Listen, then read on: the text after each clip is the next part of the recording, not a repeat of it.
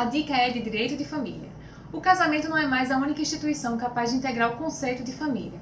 O artigo 226 da Constituição Federal reconhece expressamente que a união estável é a espécie de entidade familiar, o que mereceu regulação tanto na Lei 9.278 de 96, quanto no Código Civil, que trata do tema nos artigos 1723 a 1727.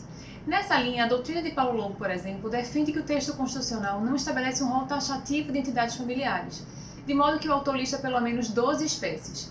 Observe que a configuração de uma entidade familiar tanto pode considerar o vínculo sanguíneo que há, por exemplo, entre os menores e os genitores, os avós ou os tios, como também pode ser configurada a partir do critério socioafetivo, que se estabelece, por exemplo, entre madrasta, padrasto e enteados. Parte da doutrina entende que a constituição de família é aferida objetivamente e não a partir da intenção das pessoas que a integram.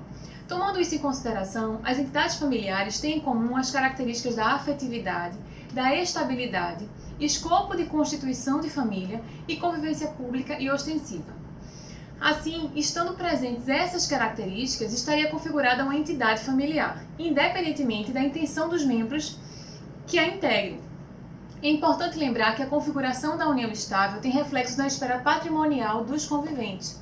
O artigo 1725 prevê a aplicação do regime de comunhão parcial de bens, em conformidade com os artigos 1667 seguintes do Código Civil.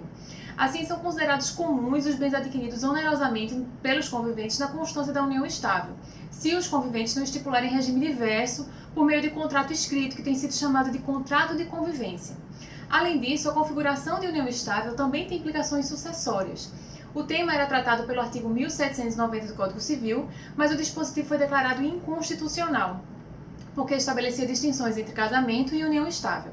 Assim, é o artigo 1829 do Código Civil que se aplica em caso de sucessão de companheiros. Vistas essas considerações, é importante a gente levantar um ponto polêmico que tem sido muito discutido, porque é possível que duas pessoas desejem estabelecer um relacionamento afetivo, contínuo e duradouro em coabitação, mas sem a manifestação do interesse de constituir família, que é um dos elementos necessários à configuração de uma união estável, por exemplo. Nesses casos, alguns conviventes têm optado por firmar um contrato de namoro, declarando que não pretendem constituir união estável a partir daquele relacionamento. Não há consenso na doutrina e na jurisprudência acerca da validade e da eficácia do contrato que seja firmado com o intuito de afastar a configuração de união estável. Para alguns julgados sobre o tema, as regras que regulam a união estável têm natureza cogente e não poderiam ser afastadas pela vontade das partes.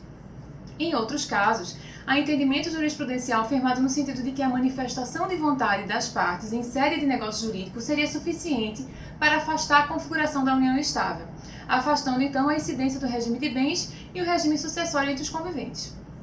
Como não há consenso na doutrina e na jurisprudência, se os companheiros buscam segurança jurídica, a melhor opção está no contrato de convivência, que, embora não possa tratar da sucessão, pode ao menos regular o regime de bens adotado na união estável. Grande abraço para vocês e até a próxima!